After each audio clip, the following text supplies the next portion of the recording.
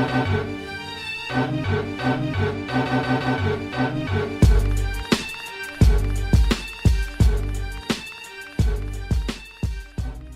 what's up? And welcome to episode 52 of Throwback Hoops. My name is Rob Clayton, and joining me is Woody V. How's it going, mate? Good, man. Great to be here. Nice to be back for another week. So 52, man. Yeah, 52, yeah. Over the half century now, moving along well. So just a reminder just where to find us. Everyone knows it by now, but on YouTube or where all podcasts are found, please make sure you like, rate, and subscribe.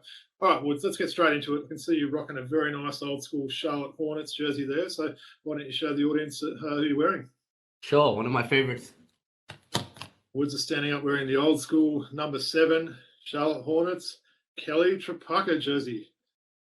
Not a jersey you see every day there, Woods. A very random one, that one. How do we exactly say his name? I've always said Tripucka. I've always said Tripucka. But you can go Tripucka. You're the one wearing it, so you can tell us how we say it. Yeah. Well, just something about this jersey. Before, there was Adidas, Nike, Champion. It was sand knit. So this is a very, very old school jersey. In fact, it was the first year the Charlotte Hornets were in existence, I think 1988. So it's very rare you can find a sand knit jersey anymore. In fact, I've got to say, Woods, I don't have any in my collection of those sand knit ones. So good score. Yeah, I think from about 89 they stopped making them, and Champion took over.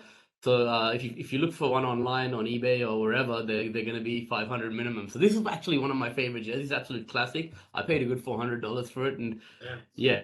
So it's hard to get your hands on these, but I really like Kelly Tripucka. You know, people forget about him. He had a 56-point game for Detroit. He went to Notre Dame. He was the 1981 12th pick in the first round. He had a career for the Detroit Pistons, Utah Jazz, Charlotte Hornets. He was part of that expansion team. He got launched as one of the first players. You'll recall there was that press conference in the late 80s. He was announced as the captain. He was a 2-time NBA All-Star in 82 and 84 with the Detroit Pistons. He was the NBA All-Rookie First Team in 1982 and his 2-time consensus Second Team All-American in 79 and 81. A little bit about him as well. He comes from a family of sport. So let me just, where I had it here. I say, Woods, a little bit slept on as well. He said 2-time All-Star, and that he's not someone that people really remember, is he? So yeah, it's a fair career. Yeah. So he's the son of football quarterback Frank Tripucka, and a father of professional football player Travis Tripucka. So yeah, he comes from a family of sport, and you can actually pick up his card on 2K and use him. He was a mid-range assassin. If you go look at that 56-point game he had for Detroit, just got to his mid-range and he was automatic, and a sneaky good athlete as well. Yeah. Putting you on the spot, but do you know what he's up to these days at all, Woods? I know it's sometimes hard to find out with some of these retired sort of guys, but I haven't sort of seen him around or heard the name for a while. Anyway, I actually do know what he's up to this day. He was a color commentator for the Detroit Pistons for 8 seasons, which he stopped doing now. He calls college basketball. He rides in Brooklyn. He resides in New Jersey with his family now. So yeah, I think he's involved in the game. Yeah, nice. Yeah. All right. Well, I'm doing the double today, so I'll take us away. So I've got the double Chicago Bulls number 13. So it's not Joakim Noah. It's one of Australia's finest. So hanging over my shoulder there is a red Luke Longley champion jersey. And I'm rocking his black one today. Probably should have done it the other way around because this one's extremely tight. But anyway, I'll just stand up and show this one. Yeah, so Robbie is wearing the black champion Luke Longley jersey. The sizes are all over the place for those champion jerseys. We were just talking offline. I was just saying how the sizes are really weird on those champion jerseys, Robbie. Funny story before I tell a little bit about Luke with this one, Wood. So my old man had a party, I think it was his 50th birthday party, and his name starts with L. So we had the theme of the party was you had to come with something beginning with L. So, of course, I used any opportunity I could to wear a jersey, and I wore a Luke Longley jersey. So I said it was a double L. So I got extra points for rocking this Luke Longley jersey and some basketball shorts and shoes on that night, which is pretty cool. So, look, just a little bit on Luke Longley there. So he played 10 seasons in the NBA after getting drafted by Minnesota, a pick 7 in the 1991 draft out of New Mexico. Of course, I also had to mention, Woods, he played 2 games with my Perth Wildcats, of which I actually saw him play in 1986, which is pretty cool. So he played with the Wolves for 3 seasons before his fortunes really changed when he got traded from a team that had not won more than 20 games in his tenure to the Chicago Bulls for Stacey King, where he went on to help MJ win 3 NBA championships as the anchor of the middle. So after leaving the Bulls, he also had stints at Phoenix and New York before retiring, pretty prematurely, really, to an ankle injury. He's currently a special advisor with your Sydney Kingswoods, and he's really helped them, hasn't he? Helped their some young, big guys over these past few years. Especially Geordie Hunter recently. Absolutely, Hunter's a big one, and he's been assistant coach of the Boomers. I don't think he's actually involved with them right at the moment, but we'll see how that goes in the future. Look, his accolades, as I mentioned, are a 3-time NBA champion. You don't need to say much more than that. He was also a member of the Australian Boomers in the 88, 92 and 2000 Olympics. I was actually thinking when I was doing a bit of research on this, Woods, I guess in terms of the best ever Australian player, who would you say? I sort of put it down to 3, and I might tell me if I'm completely off here. Gaze, Bogut, and Longley. Would you say they'd be our 3? And obviously, Gaze didn't have the NBA career that the other 2 had, but just for his sheer longevity and his Olympic sort of appearances and that. But Paddy Mills is probably getting close to that sort of top 3. We're going to talk about him later in the show, but he's certainly got to be in that conversation, doesn't he, Luke Long? I mean, his stats Paddy Mills definitely in that conversation. Exactly, But I mean, the thing I loved about Longley's game, really smart player, a great passer, which was probably a little bit underrated at the time. Very good fundamentals. Like he was nearly a 75 to 80% foul shooter, which you never saw from big guys in that era. Guys like Chris Dudley and Shaq and stuff like that come to mind. So I don't have a Luke Longley bobblehead, Woods. I'm sorry about that, but I've got something maybe even a little bit better. We've got this 1997 starting lineup figure still in its original packaging. So he's rocking the black jersey that I'm wearing now, and it's actually got a card with him wearing the red jersey. So I believe this one's pretty rare. So I'll keep that in the packaging that it's in now. It was a bit dusty when I got it out, but yeah, it's pretty cool. So all right, so some very nice retro ones this week. I enjoyed those ones, Woods. All right, well, let's get into it, right? We thought we might start this week with a little bit of quick hits. So we'll start off with some NBA talk. So I wanted to ask you about the current Western Conference leaders in the Utah Jazz there, Woods. What is going on in Salt Lake? Yeah, look, when you had all those veterans on that team, it was going to be hard for them to tank, right? And you're talking about a team that has Mike Conley, Rudy Gay, Jordan Clarkson, and then Lauri Markkanen has just been unreal. Malik Beasley, Colin Sexton, Kelly Olynyk. They've got that depth on that team. Taylor Horton Tucker, who's let go by LA almost, right? After they invested so much time on him. That's a really good roster, 1 to 8. And these veterans are really bringing some of the younger guys along, like Tucker and Markkanen. Obviously a little bit more experienced now. Colin Sexton's obviously really enjoying having Conley there with him, but it's a good team if you look at it on paper, and you've got guys who've been there and won before, and I'm a bit surprised that they're doing as well as they're doing, but I'm not surprised that they're a competitive team. And I think there was a stat: no team has gone. What are they, 12-7 now, or 12-8? Yep. No team has won 12. Or never has there been a team that has won their 12 out of their first 20 games and not made the NBA playoffs. So interesting stat. They're quite entertaining to watch too, aren't they? You put them, they score a lot of points. They spread the ball around and that. And yeah, you're right. Going back to Lauri Markkanen or Lowry Bird, as people like to call him, he's just filling it up this year. I mean, I know it's only early days, but he'd be a lock to make the All-Star game based on their winning record and the way he's playing at the moment. I think the new coach is doing a pretty good job as well, as maybe not getting enough attention there. But they've certainly been the standout team, haven't they? And it'll be interesting to see how much it continues. He is so much fun to watch, Lauri Markkanen, right? And just the way he's playing at the moment, it's just ridiculous, man. I didn't think he had it in him. When he got drafted by the Bulls, there was high expectations of him after he had a great first year, but then he just fell off. But it's all about opportunity. He was drafted by Minnesota, wasn't he? I think he might have been. Oh, Minnesota. Zach LaVine trade back in the day. But he kind of bounced around a bit. I mean, you had some moments with Cleveland, in the last year or so, but no one would have sort of predicted this. So, interesting. It's probably not often that we'd start a show talking about the Utah Jazz. So I like that one. Well, next thing I wanted to go into, been a little bit of carnage in the last week or so, hasn't there? A lot of players going down. Ja Morant was down and came back like a week early today, but we've had guys like Zion missing games, Paolo Banchero, Cade Cunningham could be out indefinitely, Paul George, Dame Lillard, Mike Conley, just to name a few. Which of those players would you say would be the most concerning to their teams at the moment? Did you mention Tyrese Maxey there? Okay, Tyrese Maxey. No, see, there's so many I can't even keep up. Well, Philly's had Harden now. They didn't even have the big three at all today, did they? But what would your sort of thoughts be on that? Yeah, Philly's been struggling with injuries, and they've really relied on Tyrese Maxey, who's having a stellar year. I know we talked at the start of the season, would he have that breakout year?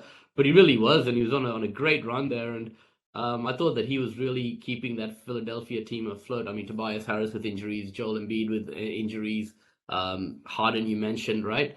So I mean, now they're rolling out Shake Milton as the starter and whatnot. So they've really been hit. So they were relying on Tyrese Maxey a lot, and I thought that him getting injured when he did, he may be out for a month now. Is going to really.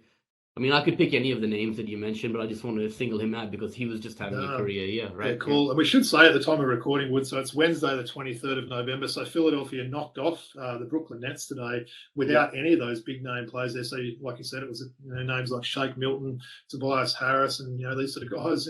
Shake had a big game today. Yeah, he did. Yeah, I mean, he's a pretty handy player anytime. 27 the other night, right? Yeah, I like him. Solid. Once again, it's about opportunity. Next man up mentality. If you get that chance. Some of these guys are playing for their careers as well, so you get that opportunity, you got to take it with both hands, and Shake Milton's doing that now. Absolutely. We might even stick with Philly and that sort of theme there. We know they played against the Bucks on the weekend. A little bit of controversy after that game, wasn't there? Why don't you tell the audience that didn't sort of see that, what actually happened and what your thoughts were on that? Well, firstly, I think Giannis shot about 4 from 15 or something like that from the free throw line. So he just wanted to come out on Philadelphia's court and get up a few free throws. Montrezl Harrell was having none of it. He was also out there shooting. It's kind of like tell him get off our court.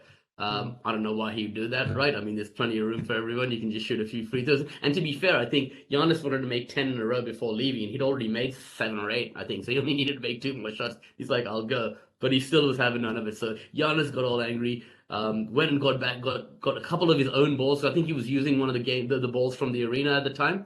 Got a couple of his own practice balls and came out to shoot. By this time, Harrell had basically spoken to the staff in Philadelphia and told them to put up a big ladder on the other ring, and he was going to shoot on this ring so that Giannis couldn't shoot on the other ring. So Giannis went back, he moved the ladder, he tried to take a few shots. The Philadelphia staff moved the ladder back, and then Giannis just ran, picked up the ladder, threw it on the ground, and then started shooting again. So, I mean, he's pretty amusing, really, isn't it? It's amusing, right? I don't think he's going to get a lot of love from the Philadelphia crowd next time he plays there. But my question to you is, do you think it was just Montrezl Harrell, or do you think the Philly crowd was also the Philly the staff at the Philadelphia Stadium were also involved? I wouldn't put it past being all involved on Montrezl Harrell. He seems like one of those guys that's just he likes to antagonise and he's a bit of a troublemaker in that. Look, as much as I much prefer Giannis in this situation, I think probably Harrell's probably right. It's Giannis can't really choose to shoot on the other team's home court after the game. And I'm sure if the roles had been reversed, other people wouldn't have been happy if he was doing it. But yeah, it was interesting. I mean, and it shows you what sort of work ethic Giannis has got, doesn't it? I mean, they won the game, I believe. Yeah, they won that game. Yep. And, he obviously had a bad game from the free throw line. Instead of just, going out and going somewhere else, he wanted to keep practicing there. But pretty amusing and always good that we can sort of, see footage of these sort of things now and everything. So, but I mean, he's just getting a few shots up, man. I don't think it's a problem, and I don't think Montrezl Harrell should interfere. I think there's Giannis, is that his brother's name? I think that's how you pronounce it, right? Thanasis, yeah. Thanasis, sorry. Thanasis came out trying to support his bro, and then Montrezl Harrell was like, "Look, I'll kick your ass, man. Get the F out of here," sort of thing. Yeah. So there's a little bit of byplay there, but yeah, a really funny, interesting story. But you shouldn't be throwing the ladder, Giannis, on the floor. No, that's a big, long ladder. You could hurt someone. It's dangerous to do that. So Giannis shouldn't be doing that either. So Woods, a quick shout out to my boy Dominique as well. So in the Philadelphia against Atlanta game the other day, he called Montrezl Harrell for I think the whole game. Even the other commentator was saying Montrez, and he was really trying to emphasise it. Next time Dominic would be like, "Oh, there's Montrezl Harrell again." So yeah, that was the first thing I was thinking of when I saw that. So all right, no, that was pretty amusing. Well, him and Eric Montross, were they teams for a short while? Yeah, they would have been on Boston probably. Yeah. Boston, so yeah. Well, something else just to sort of, I guess, wrap out our NBA chat was let's talk about someone that we did mention earlier in the show, and someone I know you're a huge fan of, as am I. Is Patty Mills. Look, we've really seen him relegated to the right at the end of the bench, haven't we? I think he scored something like 20 points in the last 8 games, around that, in very limited minutes now. What do you think is going on there? Do you think maybe Patty needs a change of scenery, or is he starting to sort of come to the end of his career now, do you think? Well, he had a great year last year, and I think Coach Nash really put a lot of faith in him. But now Coach Jacques Vaughn has come in, right? I think there's that change, and Jacques Vaughn is going towards that youth movement with Edmund Sumner, and they've got Seth Curry there. Harris is back. who else is there? There's someone else in that rotation that I'm missing right now. Cam Thomas, right? All these guys seem to have leapfrogged Paddy in that guard rotation. Yeah. And I think, man, a guy with his skill set and experience at 33 odd years of age, he's going to be awesome for a team looking to make a playoff run this year. And his defensive stats are pretty bad, aren't they? And they have been for a couple of years now. So you wonder if that's like a big reason there. But yeah, I agree. It does seem a massively quick decline from what he was doing. He was starting last year when Kyrie was out, and playing 30 minutes a game. So I don't think it's going to be. Yeah, look, Brooklyn could do with another big man, right? Someone that can stretch the floor. Playing both Simmons and Claxton together isn't ideal, right? So what they could really do here is use Patty Mills as a trade piece, and to get someone who can stretch 4-5 type guy, and so both teams can win. Yeah. Plus, we know he's a great teammate as well. He's obviously got a lot of respect around the league and everything. So, yeah, look, I certainly don't think it's the end. He's not going to sort of phase out that quick, but it has been pretty alarming. Like I said, something like 20 points in his last 8 games. He's just a total non-factor. So playing 4 or 5 minutes a game, right? Yeah, his minutes have just plummeted now. You've got a 12-13-year NBA veteran, right? He's a champion, NBA champion. He's a bronze medalist in the Olympics. Surely someone of his skill set and experience could add value to a contender. So let's hope so. Anyway, yeah, good call on that one, Woods. All right, we might finish off the quick hits just with a little bit of WNBL there. So, wanted to maybe get some of your thoughts on the past week in the WNBL. I know there's still 2 teams undefeated in Bendigo and Townsville. What are your thoughts been on the last week of games there? Yeah, well, Bendigo's a surprising one because they've gone with an all-Australian lineup. No imports whatsoever, but they got some great Australian talent on that team, right? With former MVP Annalie Maley, Kelsey Griffin is on that team, Alicia Froling. So they're just playing great, and even without the imports, they were picked to do really well this season. And Townsville as well, really strong roster. I mean, Tiana Hawkins. How much I rate Nicholson. She's just I know you love Laura Nicholson, obviously, and then Tiana Hawkins averaging 20-9 last I checked, 2.5 steals or something. She comes with 200 games of WNBA experience. It's an absolute beast, right? And I mean Nicholson obviously playing great basketball as well, and so yeah, they've got a good team as well. So it's only 3 games and there's a bit of a break here. Yeah, that's right. Yeah. Do you think they've got their coverage sorted out a little bit? I know they were copying a lot of flack for that the first probably week or so. How do you think that's been in the last sort of round? Yeah, a lot better. Yeah. And I think they're well coached and they've got experience on that team. So yeah. Yeah. All right. I wanted to sort of maybe finish. I know you've been following the Flames pretty closely. Have had a bit of a tough start, haven't they? I think they're 0 from 3 at the moment. What are your thoughts on the Flames? Maybe what they need to do to turn things around? Yeah. Look, I mean, I've really liked the play of Jocelyn Willoughby. She's an absolute stud. I think Hill's coaching leaves a little bit to be desired. I mean, he played Shyla Hill for 38 minutes the other game. And that's not a surprise, is it? He's going to play another bulk of minutes, yeah. And Tiana Mangakia for like 18 minutes. I think Tiana had like 5 from 6, and she was just ripping it up. And he wouldn't play her, at the guard position. He was giving all the minutes to Shyla. And Shyla doesn't have a great IQ. She might be talented, but she makes bad decisions, turns the ball over a lot, takes ill-advised shots. Great story there as well about Tiana Mangakia. Have you heard about it? How she fought breast cancer and then went through chemotherapy and everything and made a comeback to playing professional basketball, which is a great story, right? That's something that I can relate to, obviously, with what's going on in my life at the moment. So I just think that, firstly, great story. It's amazing and an inspiration for everyone. But I think that last game when she was absolutely tearing it up, she got pulled, played 18 minutes, and you're given 38 minutes to Shyla. Okay, fine, it's your daughter and whatnot, but I think he can get his rotations a little bit better. But I really like watching the Flames. They've got potential. They can string together some wins. So no games this week, right, Woods, with the Fever Rake? So then December 4th. I got a Jocelyn Willoughby jersey, man. My first WNBL jersey. Nice, hopefully on the 4th of December. Maybe I'll have to get a Nicholson jersey and make that my first one because I don't have it. I've got a couple of WNBA, but no WNBL. So no, good. So when did you call? You called one of the games, right?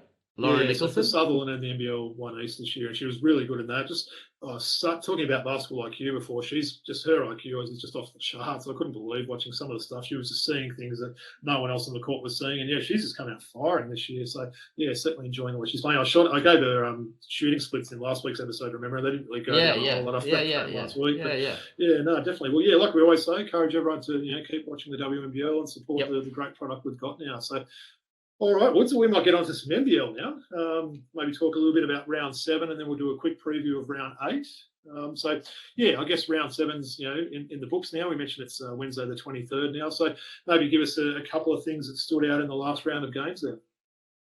Yeah, look, obviously I just brought up the slides for the next round, but before we go through that, yeah, I think big win for Sydney, against I was there against the Illawarra Hawks, who really fought hard. I mean, they're 2 imports down, and if it wasn't for a contentious buzzer beater from the man Sean Bruce on the buzzer, Illawarra would have really caused a huge upset there. And I feel really sorry for Coach Jacob because, I mean, it's heart-wrenching, that, and also the double overtime loss to Melbourne. They're really hard to take for him, but still, a team like Sydney, even when they're not playing there was a day when they were playing their worst, Illawarra was probably playing the best they could, and they still managed to win. So that builds character for a team, and it's not always, your superstars that get it done. A guy like Bruce and Kawatnoy doing it against Cairns is really good for us. And then Cairns, obviously, I'm going to talk about Cairns. They're my second favorite team, but just amazing, man. Like Adam Ford, I think Brisbane took a 5-6 point lead. I think Tanner Krebs hit his second 3 in a row with about 2 minutes and 30 seconds to go. And instead of calling timeout, he's like, let's just play. Let's just continue playing. And he didn't call a timeout, and he just ran with it. And he's coaching great, isn't he? They went on a 14-1 run, I think it was, and won by 10 points. So, those 2 things really stood out for me. Brisbane, let's get to them as we go through the games. We can talk a little bit about Brisbane, right? I think we'll get through that. But, okay, maybe we'll just... We'll get into that, Woods. Yeah, so round 8. So we've got 6 games over 5 days. So it's one of the shortest rounds we've got, I think, maybe for the rest of the season. So, why don't you read out the games there? Well, I'll throw to you for the first game, which is tomorrow night at 9:30. So hopefully after we come back from an early basketball game, we can watch that. So Perth Wildcats versus Adelaide 36ers, right? Yeah, what are your thoughts the pink round as well. We mentioned breast cancer, so a very good initiative in this game that they do every year. I think it started off with Trevor Gleeson getting that on board back in the day there. So, I think it should be a pretty decent game. I like, what we saw from the Wildcats last week. It's been, one game last Thursday and then 1 game this week, so I don't have a lot of reps at the moment. But I like Perth in this game. Yep, I'll take the next one. Cairns Taipan versus New Zealand Breakers. It's going to be a cracker. Cairns playing at home. Man, it's very tough. That's 2 versus 3 on the ladder, right? And that could really dictate jostling for positions with Cairns having 2 games that round. So I'm going to go Cairns to take that one. I'm going to say Cairns to win quite easily, maybe by 5 to 10, maybe more than 10 points even, because I think it's about time New Zealand took an L, and Cairns absolutely destroyed Melbourne on their home floor last time. So I think that home crowd is really going to get behind them. All right. So, tell me, Woods, what's the name of that big guy that's dominating for New Zealand again? Derek. I can't remember. Derek Pardon? What? Yeah. No, loving that guy. He's just like the perfect big guy. I think every team could do with a Derek Pardon on their team. But nice. I agree. I think that's probably the game of the round. Liam's got a massive man crush on Derek Pardon. Have you noticed? I'm not far off as well. Yeah, maybe Liam and I can line up. All right. Okay. I'll throw the next one over to you, which is going to be Melbourne United versus Tasmania Jack Jumpers. Yeah. Got a bit of a rematch of that semi-final series from last season, don't we? Yep. Yeah, look, another pretty decent game. Melbourne, I find them a little bit hard to predict at the moment. They're a little bit up and down. Look, I'll say Melbourne in a pretty tight, potentially low-scoring game in this one. So, I'll take United for that one. Okay, fair enough. All right, New Zealand versus Brisbane. With New Zealand playing at home on Sunday. I'm going to take New Zealand to win that. I mean, Brisbane, they need to get a second import in there. Yeah. They just don't look like they're going to win ball games. They've won 2 games against the Hawks, who are at their lowest, and just basically fell over the line against the Tasmania Jack Jumpers when they were up by about 18-19 and nearly lost that game. I think they won by 2, 74-72. That's not a good track record so far this season. New Zealand's going to be playing at home in front of their the fans that are really going to get behind them. Could be a double-figure win, I reckon, that one. What do you reckon? Yep, I'm with you. Be a pretty easy one, yeah. All right, Southeast Melbourne versus Illawarra. So the second of the two double headers on the 2 games on the Sunday. Yeah, so I guess we're assuming that Michael Fraser will be in the lineup for Illawarra there, and I think they'll so. have one American on the court. Yeah, I mean, look, as much as we'd like to see, Coach JJ, friend of the show, getting a win there, I think Southeast will be too strong there. I'm not sure what Joe Chi's status is. Obviously, he's missed the last couple of games, but yeah, I like sort of that the roster they've got Southeast. Again, like Melbourne, they're a little bit up and down, but I think they'll be far too strong for Illawarra at home. Bobby, let me just ask you quickly. So they'll have the 2 Americans. They'll have Tyler Harvey and Michael Fraser, right? And hopefully Peyton Siva back. So maybe they'll have all 3 of them, right? Yeah, possibly. That could be decent. Yeah. But what I'm saying to you is, you watched Michael Fraser. You were close to that following your Perth Wildcats closely last year. I always thought he was a great player, but it was just a bad fit for him, right? Agreed. Yeah. How is he going to be able to contribute to this Illawarra Hawks team? And is he going to be a better fit than, say, a George King was?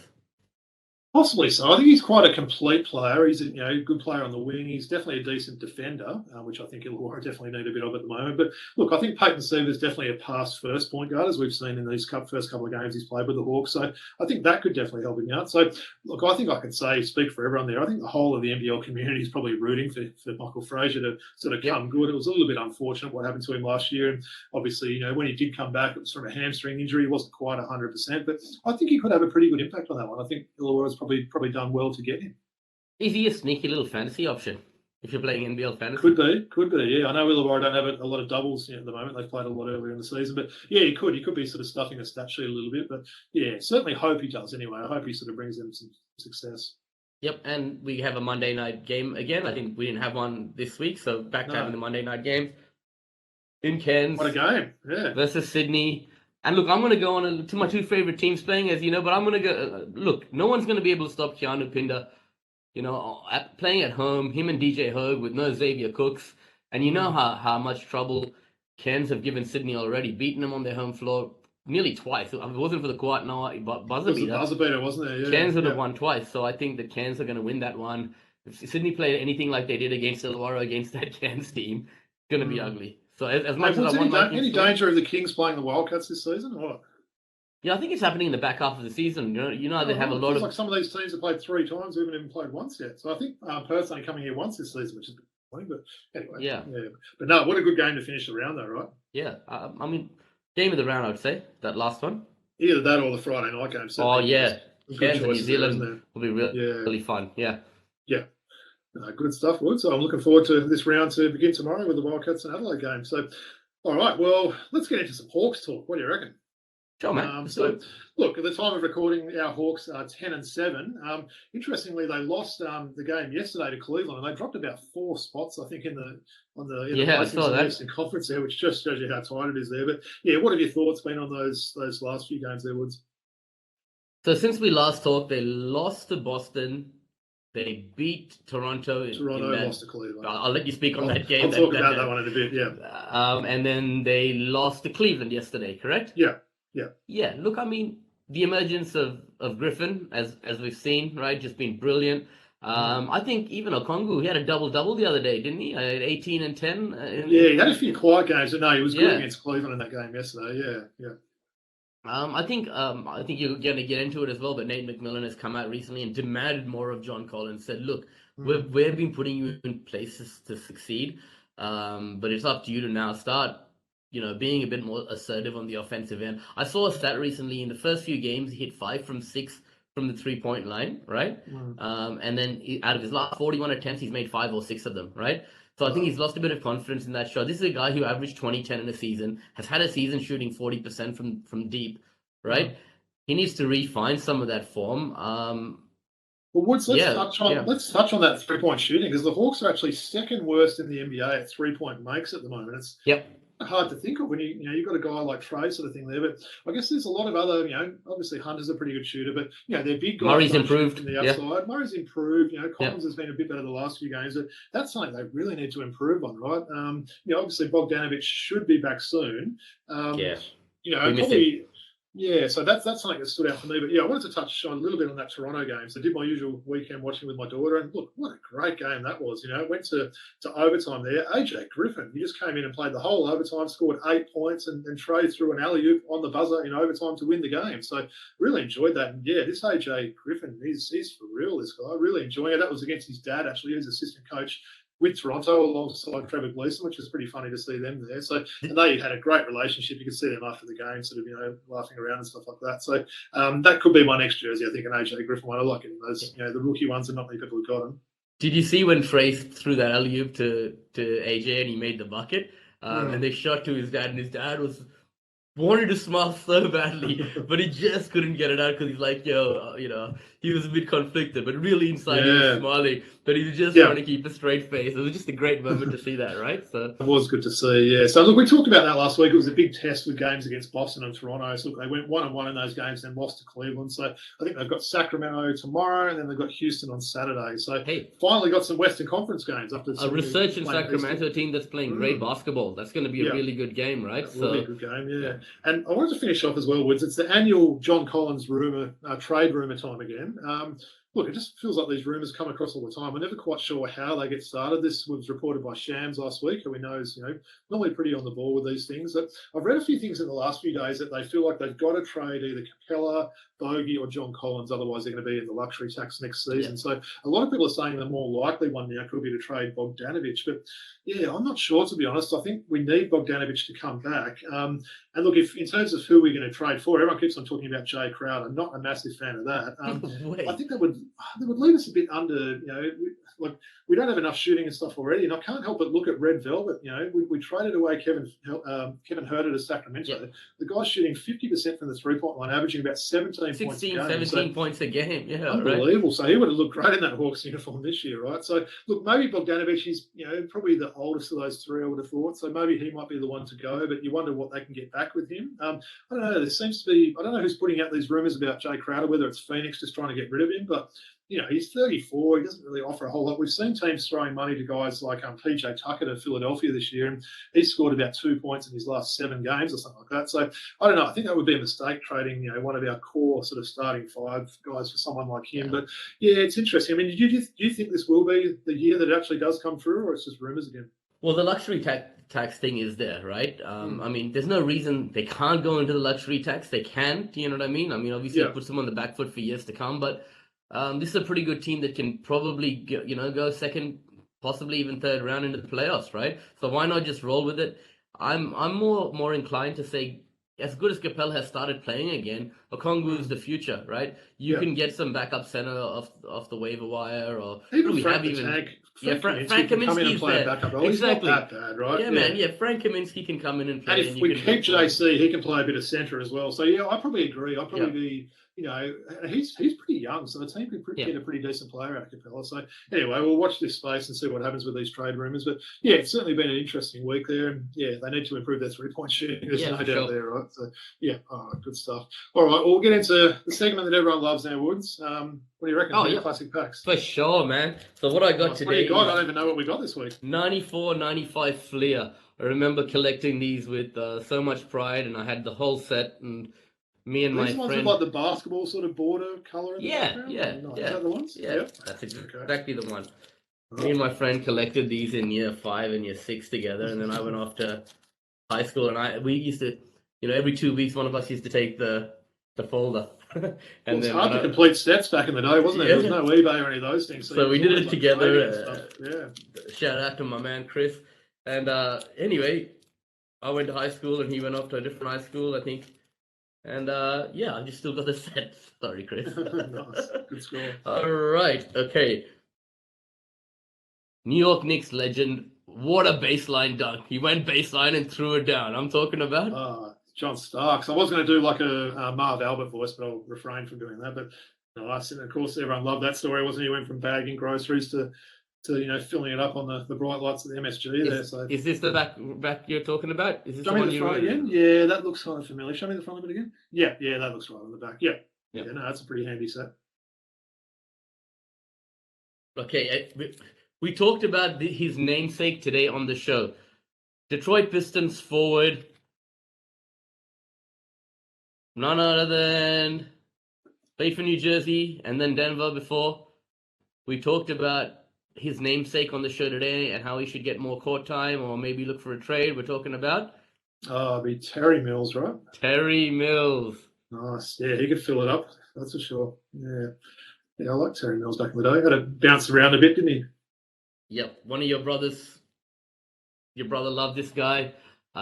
Played for Cleveland. Played Ooh, for the LA is it the Clippers. Ohio Flyer, Ron Harper? Yep, it sure is. Ron Harper. Shout out to Ron Harper Jr., who made his debut for Toronto, I think, last Yep. week as well. Got some limited minutes there with all those injuries I've got. So, no, he was a great player. I've So- got that same jersey in one of the cupboards somewhere. So why don't you give us some lyrics from a rap which involves Ron Harper? I'll save the lyrics for you, but he was definitely shouted out in a Big L track there. Rest in peace, Big L. I thought I'd test you out. Okay. All right, this guy, we both got his jersey. He was the first overall pick in 1990.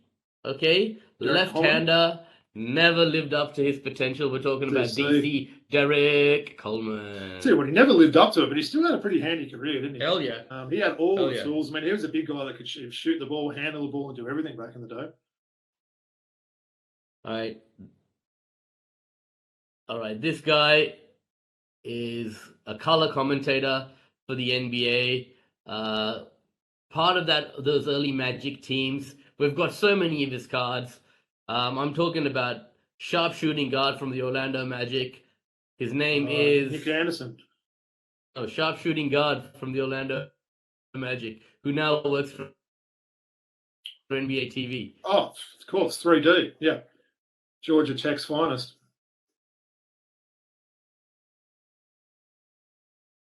Okay, Robbie, so this next guy played for the Cleveland Cavaliers alongside Brad Doty, Mark Price, Craig Elo. Big man, 6'11". I'm talking Number about none 18? other than Hot Rod Yep. Williams. Nice. Rod Williams. Good, the old Hot Rod. All right, this next guy was a part of those bad boys Pistons teams, and I've said this before. If you've watched Michael Jordan's Playground, he says he's one of the toughest guys he ever went up against. I'm talking Maybe about not the best general manager or drafter, but yeah, great defender, Joe Dumars. Joe Dumars. All right, you've worn this guy's jersey on the show before. Many people said he could guard a variety of different positions. Drafted by Sacramento with the third pick in 1991. Most known for his time with the Golden State Warriors, Syracuse's Billy O. Great player. Love that guy. Okay, this guy was a guard on the Denver Nuggets team that played alongside Muhammad Abdul-Rauf, Dikembe Mutombo, number 23. Brian Stith. Brian Stith. He was a solid player, wasn't He was. Okay, still holds the record for the most assists in an NBA game at 30. We've pulled this card before. I'm talking about none other than Gotta be Scott Skiles, right? Scott Skiles. Exactly. Look at It's those really shorts. surprising the way the NBA's played these days that record hasn't been broken, right? No, definitely. You talk about some of the greatest shooters to have ever played the game, the best form ever. This guy was a rookie. This is his rookie sensation. Insert card. Rookie with the Pistons, most known for his time with the New York Knicks. Injuries curtailed. He never played for Houston, but that's his last name, right? Allen Houston, rookie sensation card. He was definitely good. Yeah. One of Michael Jordan's famous teammates on that North Carolina team, number 42 from the Los Angeles Lakers. I'm talking about Big game, James.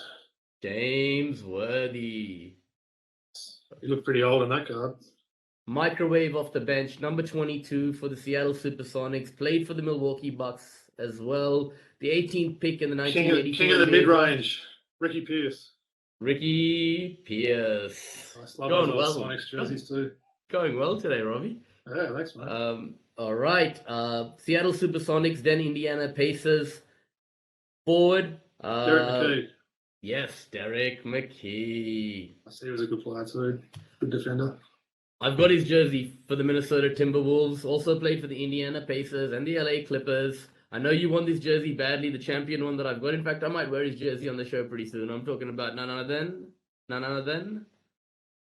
So who did you say? Indiana? I was zoning out a little bit then. Been a long Yeah, day. so He played for Minnesota, Indiana, and Clippers. Oh, right. Yep. Probably might need to do one after dinner. Pooh Richardson, right? Pooh Richardson, my man. Yeah. Nice. Okay, New York City, St. John's, flat top. This white boy could cut it up with all the brothers, man. Chris Mullen. Great player. Vladdy's guarding him too on that one. Number 1 from the LA Lakers. He's a character you can use on NBA Jam. Oh, yeah. Anthony 15 pick. Yes, 15 pick. What college was he? Was he Missouri or something? Missouri College. Anthony I remember Peeler. watching him in college. Yeah, he was solid, the lefty there. Yep. Okay, this guy is a color analyst for the NBA, works on NBA TV on the panel with Charles Barkley and Shaquille O'Neal. We've got his card so many times. Kenny the Jet Smith. Former Atlanta Hawk as well. Former Atlanta Hawk. Okay, this guy, Andrew Canyon All-Stars, okay, white guy from the Atlanta Hawks. Currently a player... This better not be who I think it is. What's your clue, though? Currently a player for the Memphis Grizzlies. Also another white guy, has almost identical name. It's John Contract, isn't it? It is John. This is where I take the headphones off and walk out of the room. I can't stand that guy. Yeah. And his very similar namesake is? John Concac. John Concha from the Memphis Grizzlies. His namesake, yeah. Close to. Okay, former Atlanta, ended up playing for the Atlanta Hawks, but this is his Utah Jazz card. Had a less than... Ty Corbin. Yes. Ty Corbin. 23. Yeah. I like a bit of Ty back in the day, yeah. The greatest trash talker of all time. And I'm not talking about Sean Bruce. I'm just talking about... the glove, Gary G.P. Payton. Gary Payton. Sean Bruce is probably second, though, in fairness. Put him to bed, Sean. Put him to bed. Yeah. Is that it? That's it, man. That was an interesting pack, wasn't it? We had sort of a few superstars there. We had a few random people, and we had John Concac. So we sort of had from all sort of areas. 15 cards in those flair packs, man. Big packs. It's a pretty solid pack, isn't it? Yeah, nice. All right, well, I think that brings us to the end of the show then, Woods. Look, just wanted to thank everyone for tuning in. As I mentioned at the start of the show, please make sure you subscribe on YouTube or wherever you like your podcasts. Also, we can be followed on Twitter at Throwbacks Hoops. We can be on Instagram, throwback.hoops. And, of course, our email address is throwbackhoopspodcast@gmail.com. Woods, why don't you take it away with your shout-outs? Patreon, please follow us. Please look us up and then support us and pledge to us. That would be great. We really appreciate everyone. Yeah.